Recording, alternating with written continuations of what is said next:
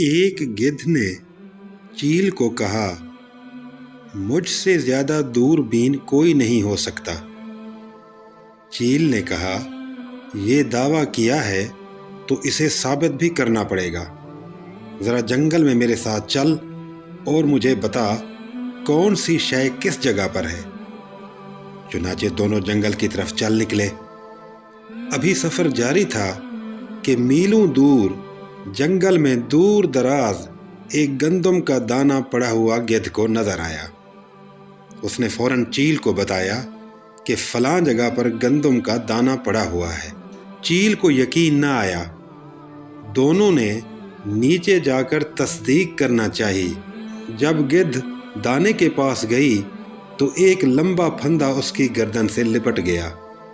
چیل بولی، تیری نگاہ مسلم تھی، مگر اس نگاہ کا کیا فائدہ کہ جسے دانہ تو نظر آیا مگر دشمن کا پھیلایا ہوا جال نظر نہ آیا۔